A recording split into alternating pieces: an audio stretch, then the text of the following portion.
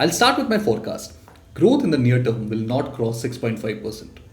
Companies are pulling back guidance, capex plans are delayed, consumers are cautious, and credit growth is slowing. It is not 2008, but it is not good either. The Nifty shows the drift. For 1 year, it has not gone anywhere. It is flat in rupee terms and down in dollar terms. Now, flat returns plus a weaker rupee equals wealth erosion. Now, look at AI. Nvidia is the symbol of the era. $28 billion in quarterly revenue, 70% margins, capex bigger than some nations' GDP, which are incredible numbers, but also dangerous. When a company becomes larger than the story it represents, that is usually the top. Cisco in 2000 and Tesla in 2021 are examples. Legendary businesses, but disastrous entry points. Nvidia feels similar. The AI investment story has peaked. Second order plays are frothy, and everyone already owns the theme. No one is left to buy. Narrative is deflating this way, first slowly and then all at once. This matters for India. AI was the last global tide that India could hope to ride. Discretionary spend was down and GCCs were eating share. Legacy contracts are under pressure.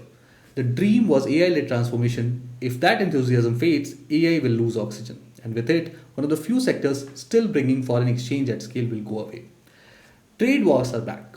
The US has tariffs on EVs, batteries, solar panels, and steel. This is the new industrial Cold War. India is silent and there are no retaliations and no subsidies. Our auto component exporters, chemicals, and precision manufacturers will take a hit. Global capital has started noticing. That is why FDI has collapsed. Net inflows in FY25 fell from $10 billion to $353 million, which is a 96% drop, which is the lowest in a decade.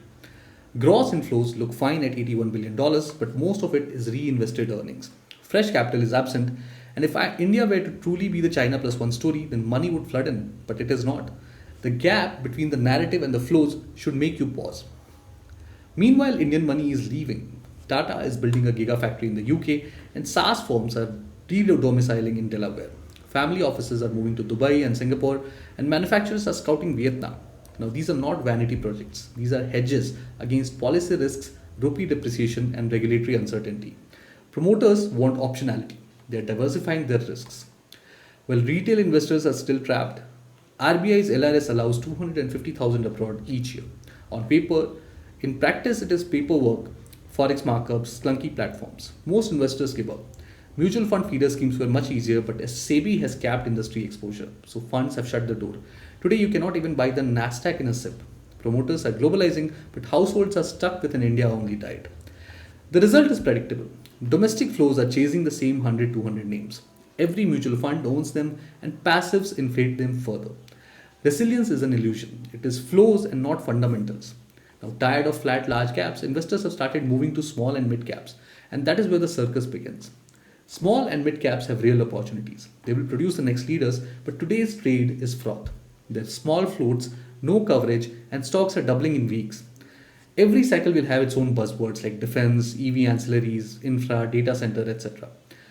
However, operator-driven rallies boosted by social media are sold as structural change. It is easy to enter and very hard to exit. If you have lived through 2018 or 2021, then you have seen this movie already. Now, put it all together. AI froth, FDI drought, outbound capital, trapped retail, flat nifty, and frothy mid-caps. Well, this is not a collapse, but it is not exuberance. It is a reset, a drift. Now, drifts are harder than crashes. Crashes clean the slate. Drifts sap energy 1 month at a time. Meanwhile, the macro is slowing down. Exports are weaker, services are plateauing, and GCCs are cannibalizing IT vendors. Clients are cautious, discretionary spend is frozen, and private capex is sluggish. Government infra is holding up, but costs have started to bite. Rural demand is fragile, and urban demand survives only in premium pockets like FMCG, QSR, real estate. And that is why real growth is sub 6.5%. Not a recession, not collapse, but just slower, stickier inflation, a weaker rupee, and conservative commentary from corporates. That is the reality behind the headline optimism.